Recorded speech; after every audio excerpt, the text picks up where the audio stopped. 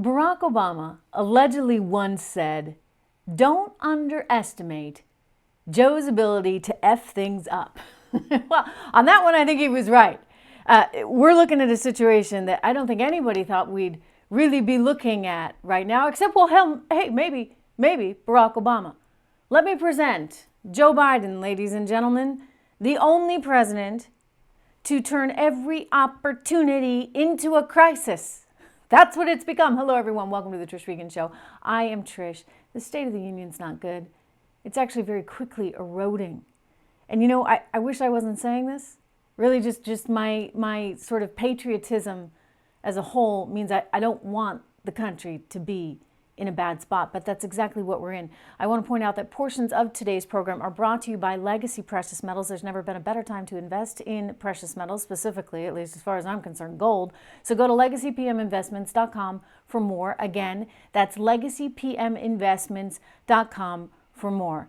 Anyway, that was quite a State of the Union. I'll give him this. You know what? I'm going to give him this. He started out decent. He started out saying some of the right things, putting Putin in his place, all those Russian cronies, all those oligarchs, putting them on notice, saying, and I quote, "We are coming for your ill-begotten gains." He warned those Russians, those oligarchs that are here in the U.S., living the high life, that he's preparing with allies to track down their assets and, quote, "seize your yachts, your luxury apartments, your private jets." Okay, that's good. By the way, why haven't we done it yet? Just, asking. We should have. We did finally close the U.S. airspace to Russian airlines. Good stuff. We need to do that. And we are apparently sanctioning Russia's largest banks. This is all good. But you know what? It needs to be more, because none of this is going to change Putin's mind, especially, or stop the bombings, especially when we're not all hands on deck. We're doing what we always do, and that's putting sanctions in a very, half, way. I mean, China says it's not going to sign on to these sanctions. India is not signing on. I mean, heck, Mexico, for goodness sakes, Mexico right there on our border is not signing on to these sanctions.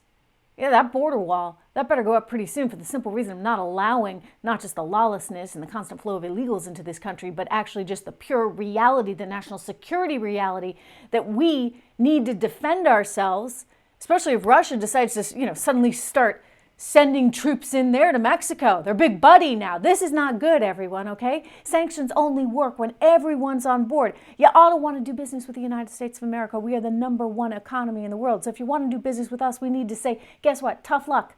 If you're not going to shun Russia and their energy, then guess what? You're not going to do business with us. Meanwhile, simultaneously, you got China not just willing to not shun, they're actually building a pipeline to Russia. While we do what? We actually kill our pipeline with Canada. I mean, none of this makes any sense. We need to be smarter here. We need to actually work very, very hard to produce all the energy we can for national security reasons. Why are we letting Putin do this? Why are we letting him continually to line his pockets with money from other economies in the East? I got nothing against green energy. By the way, I love it. Looking at solar panels for the house. I'm thinking about getting a Tesla.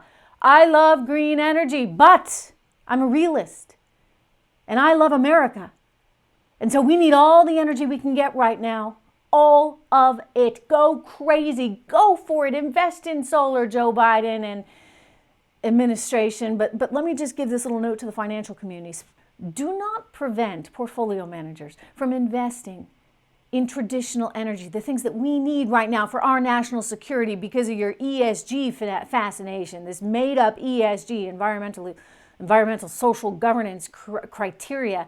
I mean, that's a bubble if I ever saw one. We're leading from behind here. Our intel, I do want to commend our intel. It has been great, but what the heck have we been doing with it? Our lawmakers don't know what to do with it, clearly, because Putin is going to wind up taking, all of Ukraine? And now there's chatter that Moldova is next. They let that leak. The Russians are letting that one leak. I mean, hey, Germany is now leading the way. Good for Germany. Good for Germany. I'm okay, you know what, with letting the Europeans lead the way on this one, but we need to be doing something. I don't want us, I never want to be engaging troops ever. But we run a risk where we're going to be put in a situation where we may not have a choice because we're not working hard enough on the trade side, on the sanction side, to say to everyone, you know what, you guys got to pick your side. You don't get to have it both ways. You can't have your cake and eat it too. You can't do business with Russia and do business with us. Now, we are getting word today that one of the reasons energy prices are being driven so sky high, and I wouldn't be surprised to see $9 a barrel at the oil at the gas pumps very soon. But one of the reasons they're being driven higher is because a lot of traders are shunning this, and a lot of banks are shunning the prospect of taking any oil, any natural gas from Russia. So that's good, but we need more of that. We need to be able to just cut them off really hard. I'm just stunned by how badly everything is being executed. It kind of just feels sort of reminiscent of Afghanistan. Again, kudos to the intelligence department. I'm just not sure that we're following through in the right ways. And as far as the speech goes, back to that for a moment, like I said, he kind of started off with saying some good things, but then, his own ineptitude kind of took over, and it was all downhill from the moment he mistook the Ukrainians for Iranians. Do you remember that last night? I mean, when he was discussing Ukraine, he said that Putin will never win the hearts of the Iranian people. He meant to say Ukrainian. So no, Mr. President, it is Ukrainian. It's not Iranian. I realize they rhyme. And hey, maybe we should just all be very happy because he managed to get out a 4-syllable word, right? But that's what it's come to. He went on, he ranted about needing more big liberal spending programs, childcare, kindergarten. Here's just the real question. If our country is really struggling with inflation, which it is already, and believe me, is about to get much, much worse, then do we really think that spending is going to help? I mean, if you spend more money, if you flood the system with even more money, of course it won't. And Americans get this even before Americans saw the images coming to us out of Ukraine. They already were showing their disapproval of him. Biden's approval rating, I mean, this is pretty incredible. His approval rating plummeting. A new ABC News poll reveals an all-time low. Just 37% of Americans approve of his job performance overall, with 55% disapproving, and this includes a 30% approval, just a 30% approval among political independents. So clearly, he is in a political crisis. And I'll tell you, we are nationally in a crisis. We've been, frankly, just so darn dumb for the last decade. All this insane culture stuff that everybody's been reacting to has really distracted us from the reality of the situation that's been happening overseas. I tell you, these idiot lawmakers like AOC, who seem more impressed with their own Instagram careers than actually spending time being lawmakers and understanding policy. These politicians, all they have done is divide us, increasingly manipulated issues when it comes to race, equality, economics. All they're trying to do is drive this big old wedge between Americans. And they have used and they have manipulated everything they can get their hands on. Totally distracted America from what the real issues are that really matter. And you know what? We need strength. We need strength. We need to be realists here at a time like this, because when Putin's coming for you know what, and the bombs are coming down, worrying about transgender rights for the 0.01% of the population. I'm sorry, this is a distraction. I don't even want to go down this path because it's just so much of a tangent. I mean, we've got another tangent today. They're trying to, again, remake Dr. Seuss. The company that runs Dr. Seuss is coming out with a whole new set of books in the Dr. Seuss spirit that's being done by a group of minorities.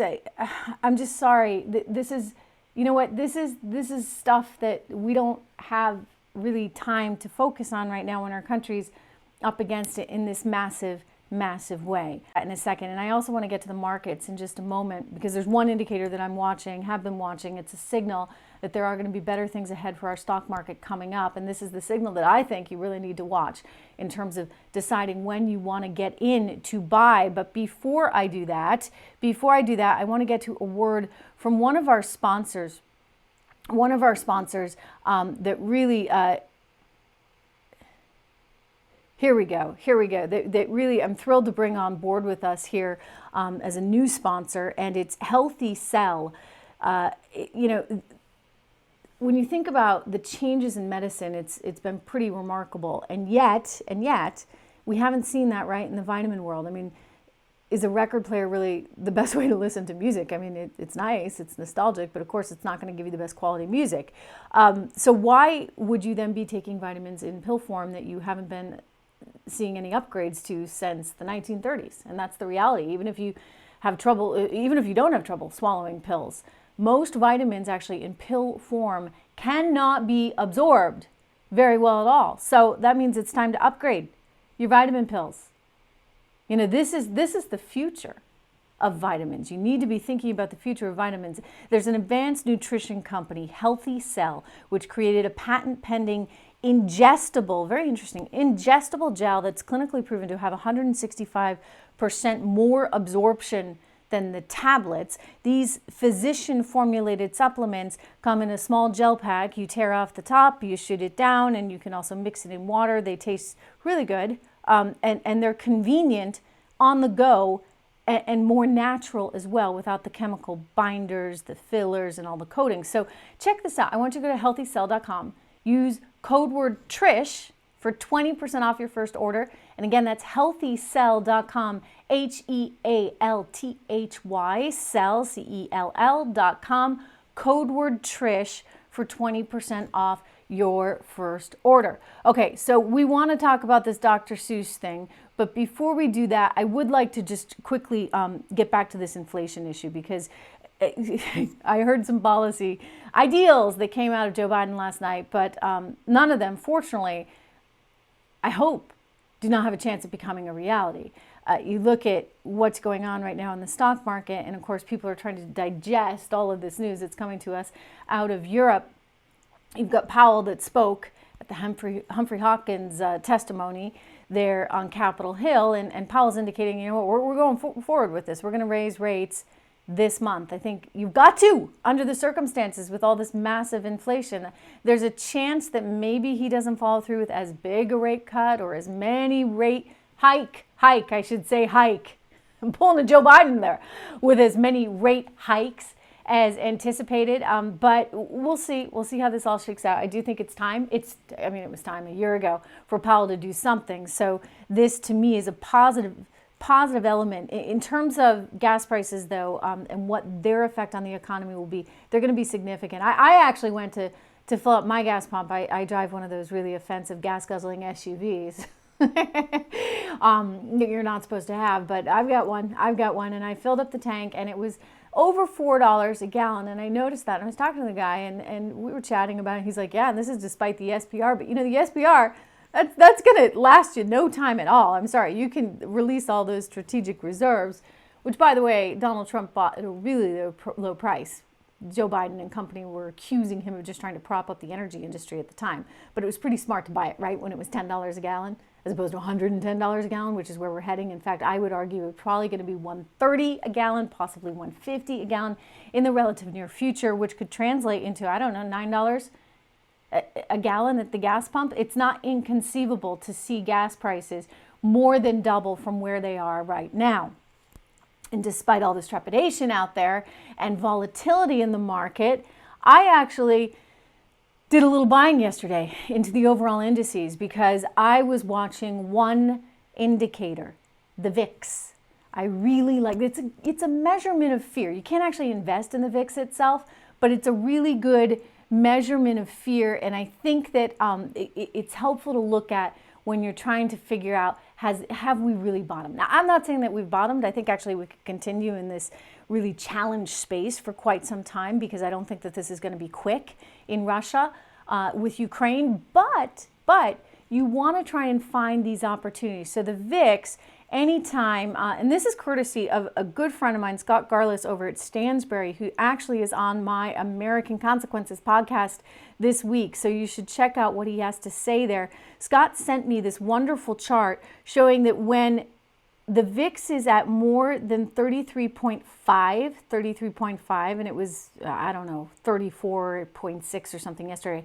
When it's more than 33.5, that typically the market has been up more than 25% in the following 12 months. That would be the S&P. So the VIX is one of those indicators you really want to look at. You can listen to our podcast, AmericanConsequences.com/podcast. You can get that on Apple iTunes or Spotify as well. But anyway, I think that's just an important gauge to keep an eye on. I really like looking at the VIX. I mean, I've kind of said, okay, well, if it's over 50, but that only happens like once every 10 years. So watch it when it's in that sort of high 30 range. I think that's a good indicator for you in terms of being able to find a little bit of a bottom. You cannot catch a falling knife, as I always say, however, so remember that one. But I quickly want to turn just to this other story before I let you go, because this is indicative to me of how we can't get away from our culture war stuff. So the Dr. Seuss company, remember Dr. Seuss getting canceled? I'm sorry, but this is just like, we've crossed a point of no return on that one. When you're canceling Dr. Seuss and you have no appreciation for the time in which things were being written. Anyway, he's been canceled, you know that. But the company is trying to come out with sort of an inspired Dr. Seuss series. And so they have a very diverse group of illustrators and writers that are trying to take some of the characters and the themes from Dr. Seuss and then redo them for this new day and age. I'm sorry, like, these things can't be redone. If you can't sort of explain and appreciate what some stories may have been trying to typify at a very, very different time in this history, then I have real problems with that. I mean, literature is what literature is. Art is what art is. And you have to have some context and appreciation for the time in which this art was being created. I mean, I remember the Sneetches as a kid. The Sneetches, fantastic storybook. And if there wasn't anything that conveyed the message of we are all just people, we are all just the same, whether we got stars on us or not, I don't know what would. So look, we're still sort of trapped by ourselves in this environment. It's something I want to address with you this week on Locals. Please join my community there. You can see it if you're watching this on YouTube or on Rumble, trishregan.locals.com, or on Facebook. trishregan.locals.com is the website I want you to go to. Sign up, be part of my community there. I'm live once a week. We'll probably be doing some more of them as time goes on, but we've been creating sort of and honing just a really special group there. So you can help support the show. You can contribute to all the editorial stuff I'm seeing every day, which I love. We have just a great group of people that are helping from an editorial perspective, just making sure we all see everything that's out there. It's a good group, and there's no algorithms interfering with what you are going to see. So it's what you see is what you get, and I like that in this environment right now. I don't think it's right to be forcing everybody to try and find some kind of workaround around an algorithm. So check out Locals, trishregan.locals.com. I will see you there, certainly today and tomorrow, and I'll see you right back here as well tomorrow on the podcast. Make sure that you are downloading and subscribing to this podcast on Apple iTunes, or if you're watching on YouTube, hit the like button, subscribe to the channel, same on Rumble, and I'll see you tomorrow.